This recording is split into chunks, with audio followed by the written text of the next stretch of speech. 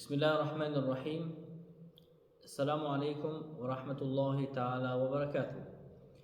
Paqja dhe mëshira e Zotit qoftë mbi ju, mbi familjet tuaja dhe mbi të dashurit tuaj. Të dashur vëllezër, të nderuara nëna dhe motra.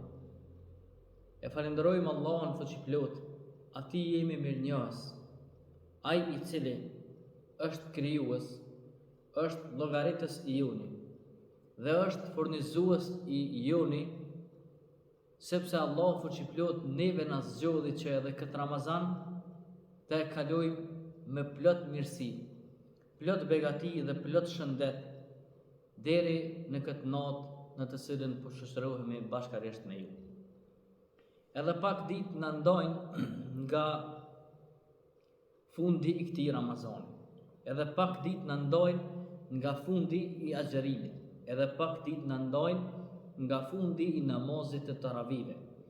Por të gjitha këto dhe prej gjitha këtyreve ne mund të ndohemi.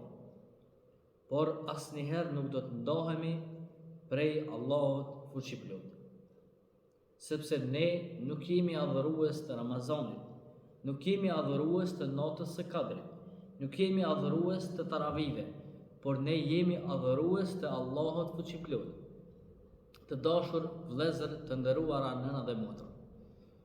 Nëse lexojmë Kur'anin fisnik, do ta gjejmë një sure të bukur, të ëmbël, e cila sure na emocionon të gjithëve, dhe e cila sure brenda saj ngërthen në vete mrekulli të mëdha, në të cilën Zoti fuqiplot thot: Inna anzalnahu fi lejletil qadr.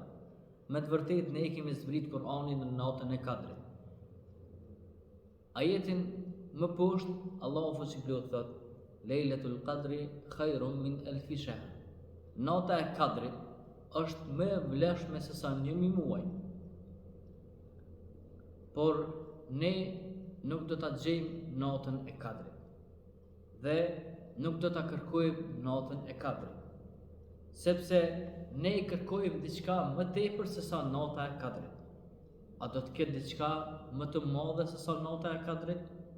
A do të ketë diçka më të vlefshme se sa nata e Kadrit?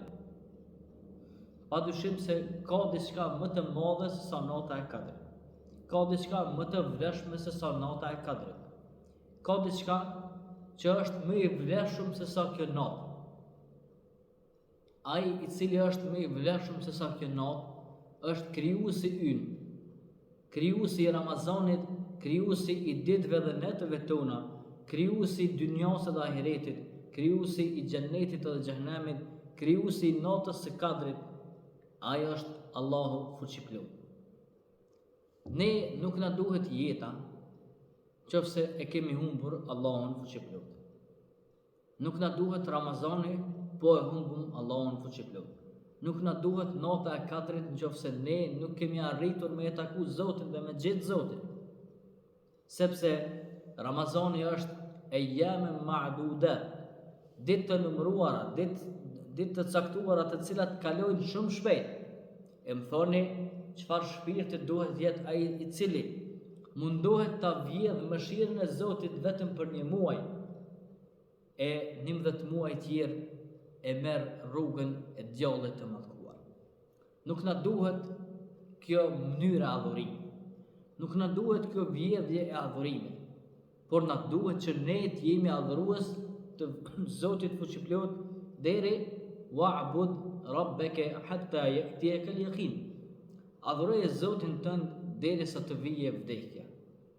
Sepse ne kemi nevojë për Zotin edhe në Ramazan, edhe në natën e Kadrit, edhe në ditën e Xumah, edhe në ditët e tjera të javës. Pa Allahun jemi të humbur. Me Allahun jemi fëtimtar. Qofse kërkojmë ne ta gjejmë natën e Kadrit dhe nuk e gjejmë Allahun e natës së Kadrit, nuk na duhet kjo natë. Nuk na duhet Ramazani, kur ne vetëm në Ramazan ne kemi frikën e Zotit. Vetëm në Ramazan ne kemi adhurimin ndaj Zotit. Vetëm në Ramazan ne kemi sadakën për Zotin. Sepse edhe ditët e tjera para dhe pas Ramazanit duhet jetojmë me Zotin. Ittaqillaha haythu ma kunt. Ki frikë Allahun kudo që të jesh. Qoftë Ramazan, qoftë jashtë Ramazanit, sepse Allahu është I gjallë dhe nuk vdes kur. Adhurimi jonë karshi Zotit është projekt jetësor, jo I caktuar disa ditë. Ne në adhurimin e Allahut fuqiplot kënaqemi, shpirti qetësohet, zemra gëzohet, trupi rahatohet. Shpirti është I gjallë kur ne adhurojmë Zotin. A kemi nevojë për gjallëri vetëm në një muaj? A kemi nevojë për bujari vetëm për një muaj? A kemi nevojë për sadak vetëm për një natë? A dëshirojmë ne ta vjedhim mëshirën e Zotit? A dëshirojmë ne ta vjedhim xhenetin e Zotit? A dëshirojmë ne të vjedhim adhurimet e Zotit? Jo, por ne dëshirojmë që përmes natës Kadrit ta takojmë Allahun fuqiplot dhe edhe më tepër të marrim motiv që edhe më shumë të bëjmë për Zotin gjatë krejt jetës tonë. Nuk është qëllim nata e Kadrit vetëm në një natë. Ka mirësi të mëdha në natën e Kadrit, por jo të ndalemi në këtë natë, jo të stopohemi në këtë natë, sepse në këtë natë nuk mbaron asgjë. Në këtë natë fillon çdo gjë. Asgjë s'mbaron natën e Kadrit. Asgjë s'përfundon natën e Kadrit. Natën e Kadrit fillon çdo gjë. Natën e Kadrit fillon jetë e re, fillon adhurim I ri, fillon libër I ri, fillon faqe e re. Pse? Inna anzalnahu fi lejletil qadr. Ne kemi zbrit Kur'anin natën e Kadrit. E me që ka zbrit Kur'ani, eja të punojmë me Kur'anin, eja të shoqërohemi me Kur'anin. Kjo natë është selamun hiya hatta matla'il fajr. Paqja dhe selame deri në agimin e mëngjesit. Mos u ndalni vetëm në natën e Kadrit. Ai I cili e synon natën e Kadrit mos të shkon në atë natë në xhami. Ai I cili synon vetëm natën e Kadrit mos të bën bamirësi në atë natë. Mos të dhuron sadak në atë natë. Por synoj adhurimet e tua në natën e Kadrit me u forcu lidhja ime dhe e juaja me Zotin, sepse në natën e Kadrit nuk përfundon asgjë, nuk mbyllet kapitulli ynë, por fillon kapitulli ynë I ri. E jani që ta gjejmë Allahun fuqiplot në natën e Kadrit. E jani ta adhurojmë Allahun fuqiplot prej natës së Kadrit deri na vije momenti I fundit me dalë prej kësaj bote. Sepse ai që e ka gjetë Allahun e ka gjetë realitetin. Ai që e ka humbë Allahun e ka humbë realitetin. Ai I cili e gjen Zotin do ta fitojë dunjon dhe ahiretin. Ai I cili e humbë Zotin do ta humbë dunjon edhe ahiretin.